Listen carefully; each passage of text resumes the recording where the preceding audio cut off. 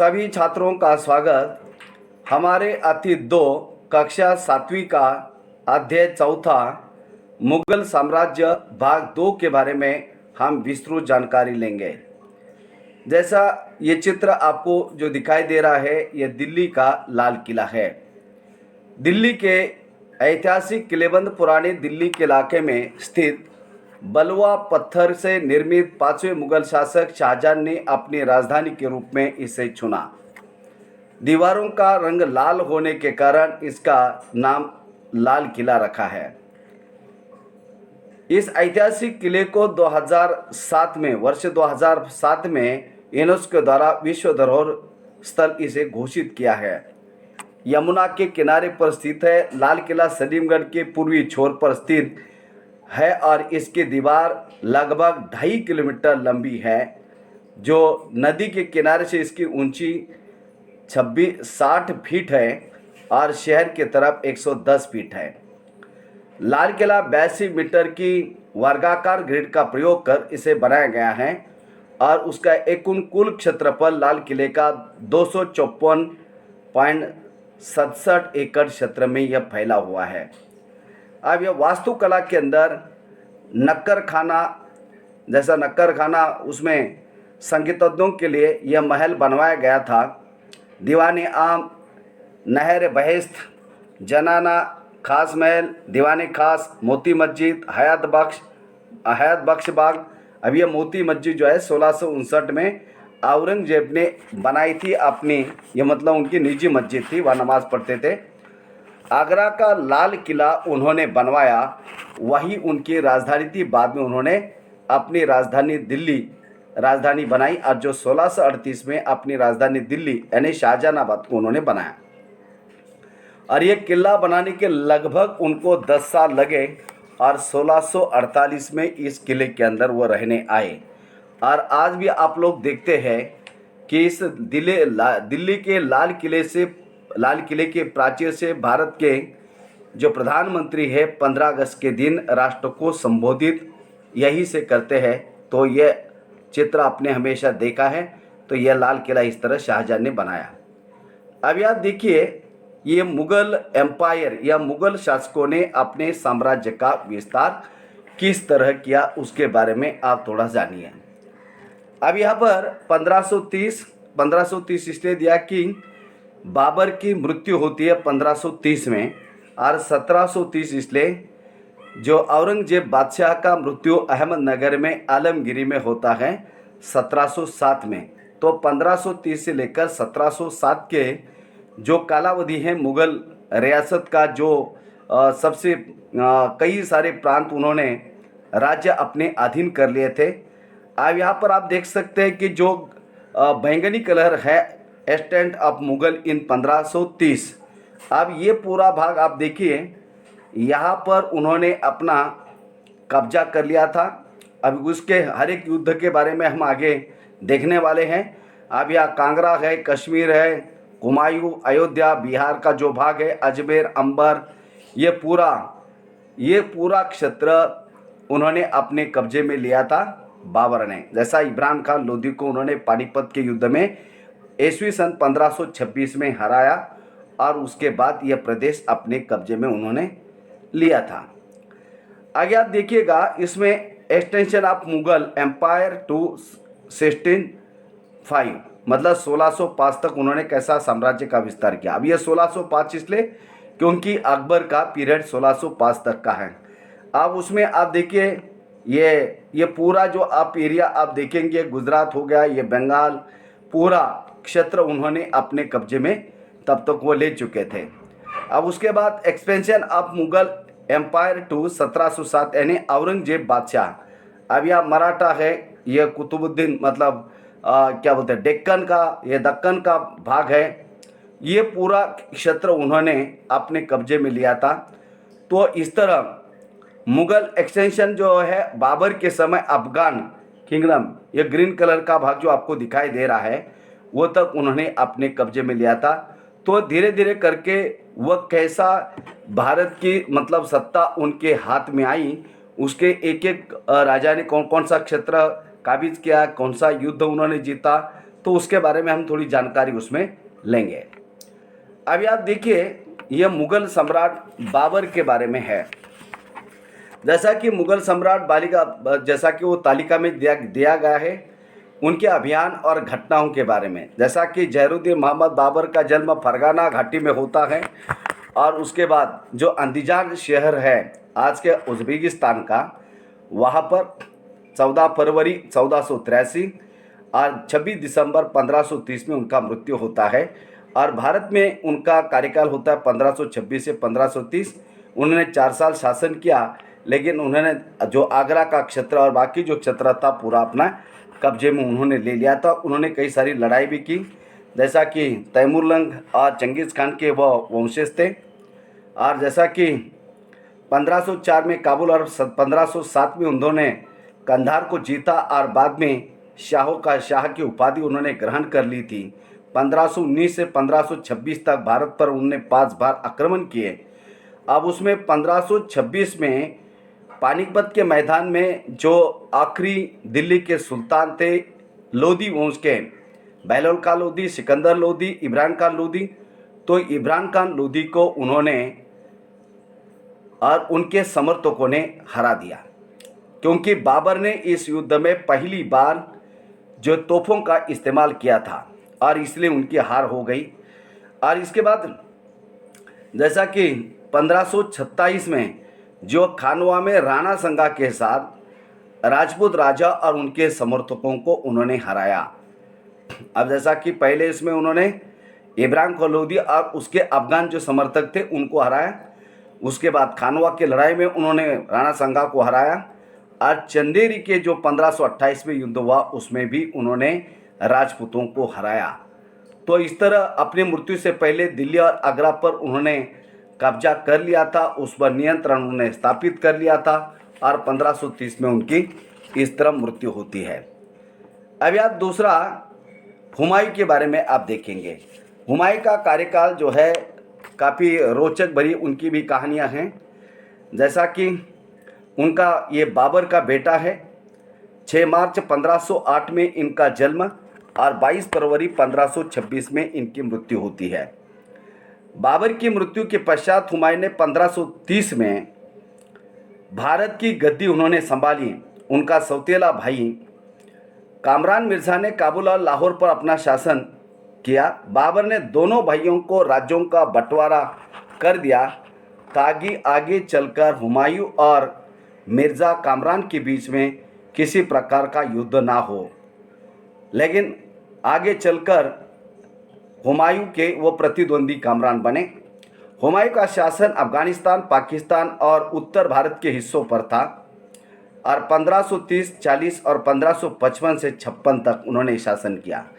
शेषासुर ने बेलग्राम के युद्ध में उन्हें हराया और उन्हें निर्वासित कर यहाँ से उन्होंने उनको भगा दिया, और कुछ समय काबुल, सिंध और अमरकोट जो है पाकिस्तान में समय वो भाग है, वहाँ पर उन्होंने अपना समय बिताया।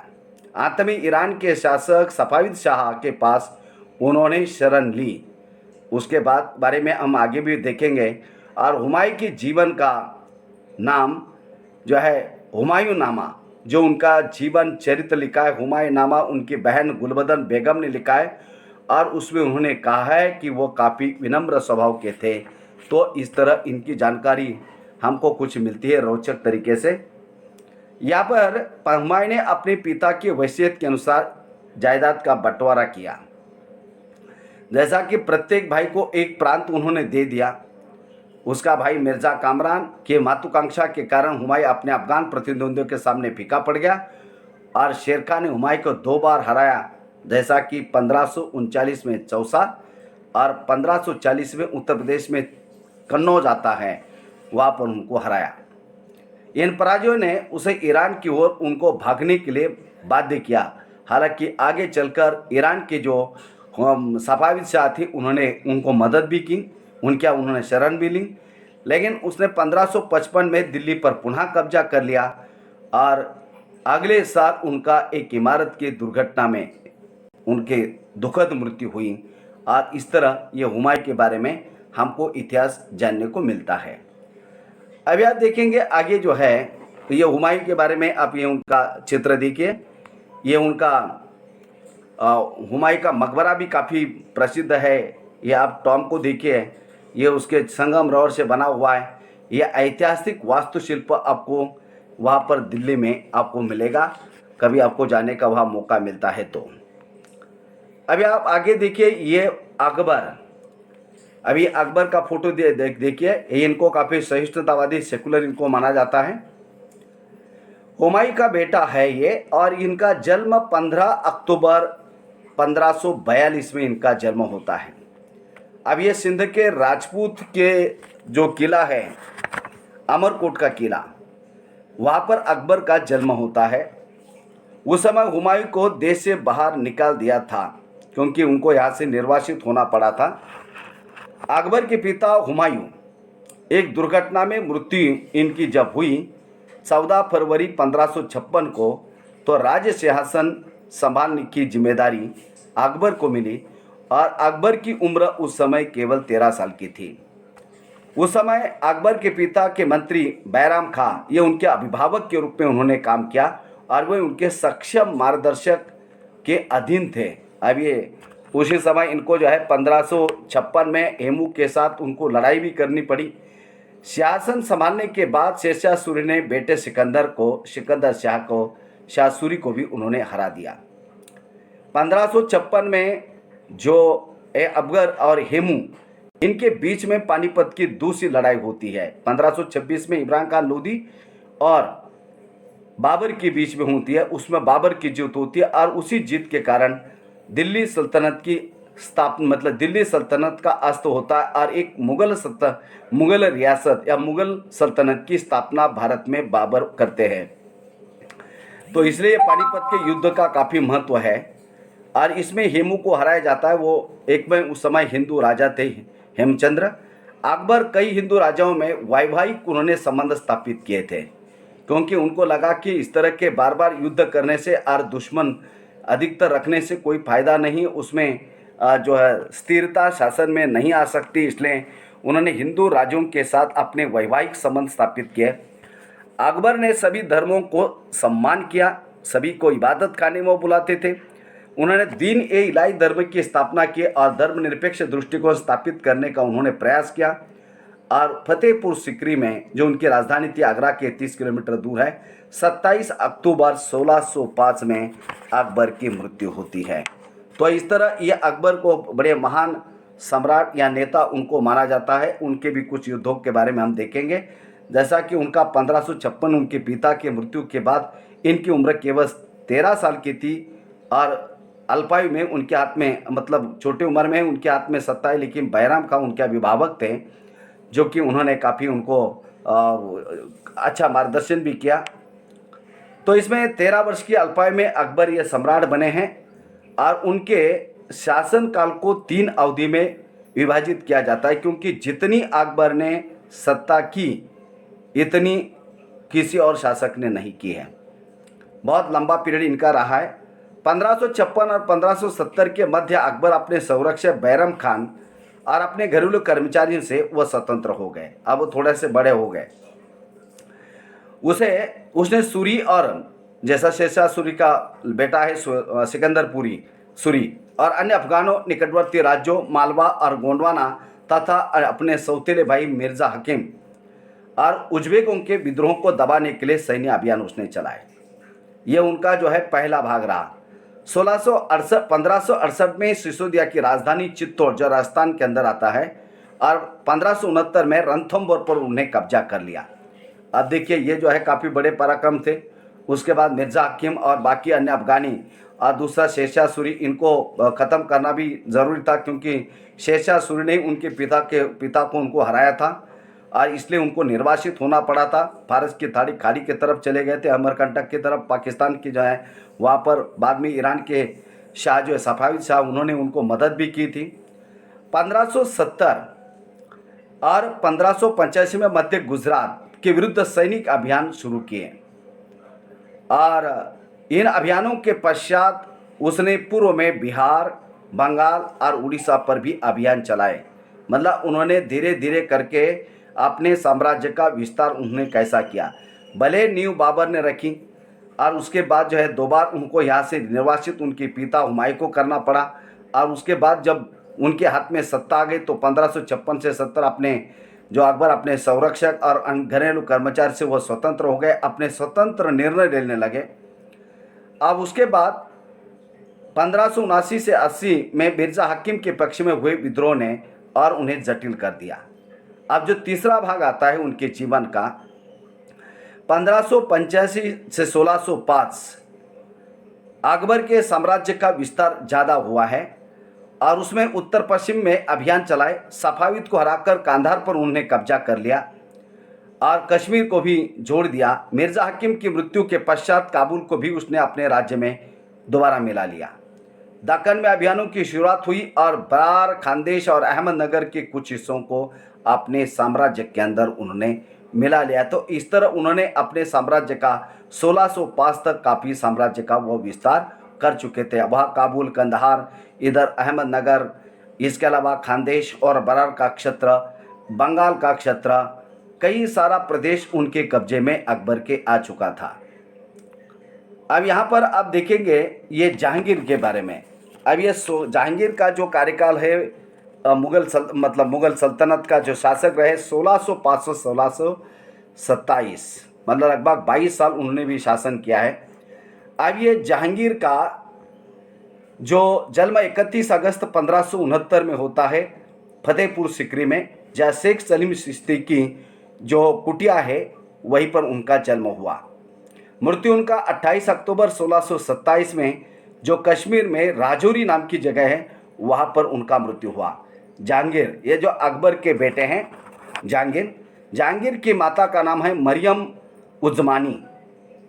सलीम से पहले अकबर की कोई संतान जीवित नहीं रहती थी।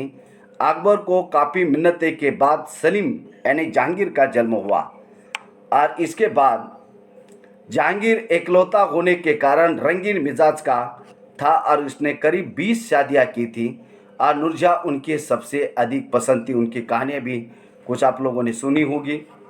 16 साल की उम्र में जहांगीर की पहली शादी आमेर के राजा भगवान राज की राजकुमारी मानबाई से हुई और 1586 में जहांगीर ने उदय सिंह की पुत्री जगत गोसन से विवाह किया, जो इनका शाहजहाँ का बचपन का नाम खुर्रम मिर्ज़ा था।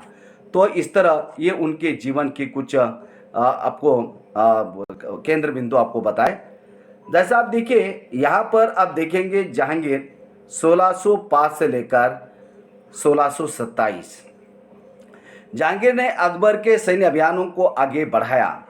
जो अभियान उनके चले थे बंगाल के तरफ, दक्षिण भारत के तरफ, पश्चिम भारत के तरफ, उत्तर भारत के तरफ, तो इस तरह उन्होंने भी अपने अभियान चलाए।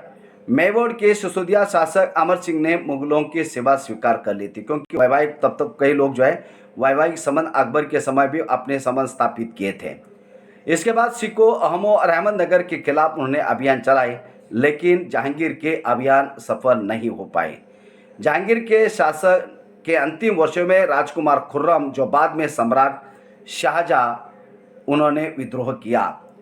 शाहजहाँ की जहांगीर की पत्नी नूरजहाँ ने शाहजहाँ को हाशिए पर धकेलने के प्रयास किए, लेकिन वह तक उनके असफल रहे। तो इस तरह इनकी कहानी है।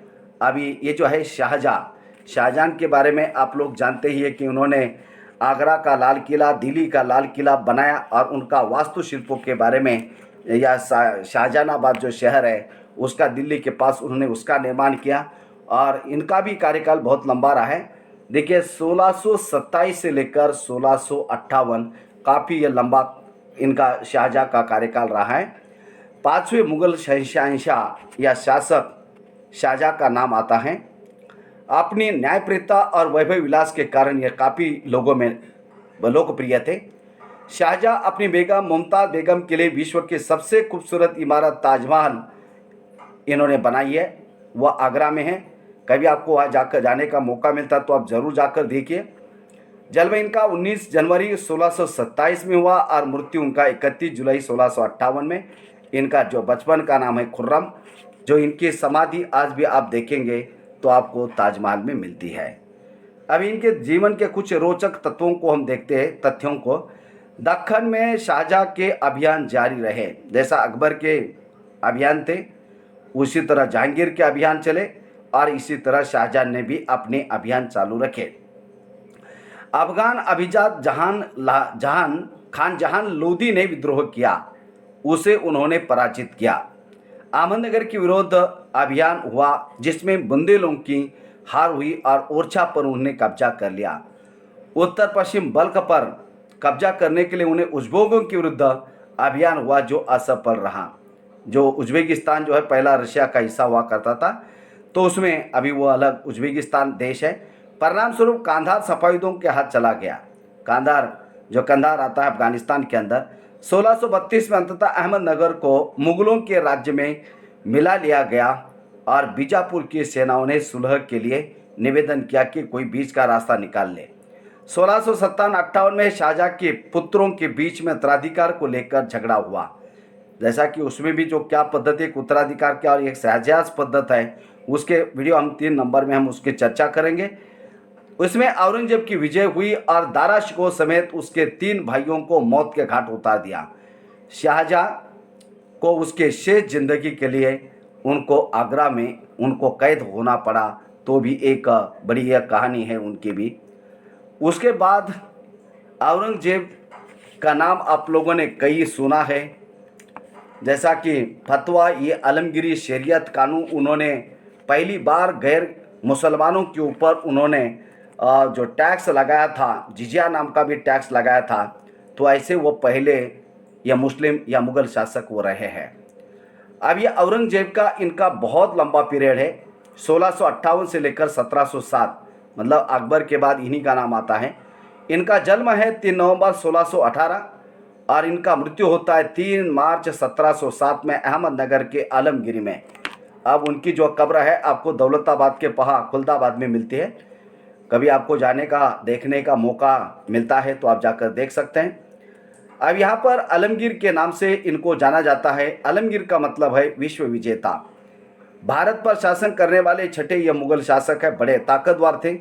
सभी अन्य शासकों में इनका नाम, बहुत ताकतवर और शक्तिशाली शासकों में इनका नाम आता है। 1658 से लेकर 1707 में उसकी मृत्यु होने तक इन्होंने शासन किया। अकबर के बाद सबसे ज़्यादा समय तक शासन करने वाला शख्स यदि कोई है तो औरंगजेब बादशाह है। दक्षिण भारत में मुगल साम्राज्य का विस्तार करने का उन्होंने प्रयास किया, लेकिन उनमें जो है इतना ज़्यादा उनको फ़ायदा नहीं हुआ। काफ़ी 25 साल उनको मराठों को ख़त्म करने के लिए लगा, लेकिन अंततः वह ख़त्म नहीं हो पाया और उसी में 1707 में अहमदनगर में उनको वहीं पर मृत्यु हुई। लेकिन मृत्यु के पश्चात जो मुगल साम्राज्य काफ़ी इतना बड़ा उसका विस्तार हुआ था, लगभग आप देखिए मुगल साम्राज्य लगभग 12.5 लाख वर्ग मील में फैला था और 15 करोड़ पर शासन औरंगजेब बादशाह ने किया। 15 करोड़ जनता पर शासन किया, जो कुल दुनिया की आबादी थी उसका 1/4 हिस्सा था। इससे आप अंदाजा लगा सकते हैं कि कितने बड़े वो शासक थे। सिखों के गुरु तेज बहादुर दारा शिकोह के साथ मिलकर जो है बगावत के जुर्म पर उनको मृत्युदंड की सजा भी उन्होंने दी। तो इस तरह का ये भी उनका इतिहास है, तो कई तथ्य बताना आपको ज़रूरी था। जैसा आप देखिए 1658 1707, 1663 उत्तर पूर्व में अहोमों की पराजय हुई। अहोमों का साम्राज्य उधर था, आपको मालूम है, नॉर्थ ईस्ट में। उन्होंने 1680 में पुनः विद्रोह किया, क्योंकि वह दिल्ली से बहुत दूर का प्रदेश था और सुदूर पूर्व के क्षेत्र पर नियंत्रण रखना इतना आसान काम नहीं था। उत्तर पश्चिम में यूसुफ जई और सिखों के विरुद्ध अभियानों में उनको अस्थायी सफलता मिली। मारवाड़ के राठौड़ राजपूतों ने मुगलों के खिलाफ विद्रोह किया। इसका कारण था कि उनके आंतरिक राजनीति और उत्तराधिकार के मसलों में मुगलों का हस्तक्षेप। राजपूतों के भी मामले में उन्होंने हस्तक्षेप किया। जैसा कि अकबर ने वैवाहिक संबंध स्थापित किए, उनको अपने मनसबदार नियुक्त किए, उनको वहाँ पर बड़े जैसा सेनापति राजा मानसिंह जैसे जो हिंदू शासक थे उनको उन्होंने सेनापति उन्होंने नियुक्त किया। तो ये धार्मिक सहिष्णुता का विषय था, इसलिए अकबर को इतने कहीं अपने साम्राज्य का वो विस्तार कर पाया। लेकिन अकबर ने अपना औरंगजेब बादशाह ने काफ़ी जो है उसमें अपना समय व्यय किया। इसका कारण था कि उनके आंतरिक राजनीति और उत्तराधिकार के मसलों में मुगलों का हस्तक्षेप। मराठा सरदार शिवाजी के विरुद्ध मुगल अभियान प्रारंभ में चले, परंतु औरंगजेब ने शिवाजी का अपमान किया और शिवाजी महाराज आगरा स्थित मुगल कैद खाने से भाग निकले। उसकी कहानी आपको मालूम है। उन्होंने अपने को स्वतंत्र शासक घोषित करने के पश्चात मुगलों के विरुद्ध उन्होंने पुनः अभियान चलाए। तो इस तरह शिवाजी महाराज जो 50वीं उनकी वर्षगांठ वहाँ पर मनानी थी, जैसा कि आपको मालूम है, मिर्जा राजा जयसिंह और दिलेर खां जो है मिर्जा राजा सिंह उनका बेटा राम सिंह को जिम्मेदारी दी थी और उनके सुलह करने की बात थी, लेकिन वहाँ पर भरे दरबार में उनका अपमान किया गया था और इसलिए उन्होंने वो अपमान पंचाधारी मनसबदारों के लाइनों में शिवाजी महाराज को, छत्रपति शिवाजी महाराज को खड़ा किया और उसका उनको बड़ा बुरा लगा और उसके बाद उनको नज़र कैद बंद करके रखा और उसके बाद वो कैसे पेटारे से निकले उसकी कहानी अब 4th क्लास की किताब में आप लोग पढ़े हैं। राजकुमार अकबर ने औरंगजेब के विरुद्ध विद्रोह किया। शाहजादा अकबर, जिसमें उसे मराठा और दक्कन के सल्तनत का सहयोग मिला, जैसा कि छत्रपति संभाजी महाराज ने भी शाहजादा अकबर को उनको और दूसरा जैसा कि 16 इनको भी उन्होंने काफ़ी मदद की थी। अंततः जिसमें उन्हें उसे मराठा और दक्कन की सल्तनत का सहयोग मिला, अंततः सफाविद ईरान भाग गया। अकबर के विद्रोह के पश्चात औरंगजेब ने दक्कन के शासकों के विरुद्ध सेनाएं भेजी। 1685 में बीजापुर और 1687 में गोलकोंडा को मुगलों ने अपने राज्य में मिला लिया। यानी दक्षिण का बहुत सारा प्रदेश तब तक औरंगजेब अपने कब्जे में ले चुका था। 1698 में औरंगजेब ने दक्कनों में मराठों को छापामार पद्धति का उपयोग वो कर रहे थे, उनके विरुद्ध अभियान उन्होंने चलाए और उसका प्रबंध उन्होंने स्वयं किया, क्योंकि उसके पहले की कहानी आपको मालूम है। उनका औरंगजेब का मामा शाइस्ते खान की उंगली कैसी किस तरह तोड़ी थी, मिर्जा राजा जयसिंह उन्होंने कैसा उनके साथ वो संधि की थी, पुरंदर की संधि। तो इस तरह जो कई सारे उनके मसले हुए थे और वो चाह रहे थे कि छत्रपति शिवाजी महाराज औरंगजेब के अधीन हो, लेकिन हो नहीं रहे थे और इसलिए उन्होंने दक्षिण भारत विशेषता महाराष्ट्र पर उन्होंने अपने स्वयं अभियान चलाए। औरंगजेब को उत्तर भारत में सिखों, जाटों और सतनामियों और उत्तर पूर्व में जो अहमों और दक्कन के मराठों के विद्रोह का भी उनको सामना करना पड़ा और उसके पश्चात उत्तराधिकार के लिए उनका युद्ध ये चलता रहा। अभी आप देखिए, ये अकबर का शासन 1605 में यह कांधार, अफगानिस्तान, काबुल, श्रीनगर, कश्मीर ये 1526 में 86 में उन्होंने अपने कब्जे में लिया। लाहौर, पंजाब, पानीपत, दिल्ली, अंबर, अजमेर, चित्तौड़ 1568, 1572 गुजरात, सिंध पाकिस्तान में इस समय, मालवा, इलाहाबाद, पटना 1574, 1574 यह बंगला जो बंगाल का भाग है, ये पूरा क्षेत्र उन्होंने तब तक अपने कब्जे में किया था, ले लिया था। अब यहाँ पर जो बहमनी साम्राज्य का भाग था, अहमदनगर, गोलकोंडा, बीजापुर, तो ये वो ले नहीं पाए थे, लेकिन बाद में उसको भी उन्होंने अपने कब्जे में लिया। तो इस तरह अब देखिए कि अकबर के शासन काल में ये पूरे भारत का मानचित्र आप देख सकते, बड़ा काफ़ी जो बड़ा प्रदेश उन्होंने अपने कब्जे में यहाँ ले लिया था। तो इस तरह मुगल शासकों ने अपने साम्राज्य का विस्तार कैसा कैसा किया उस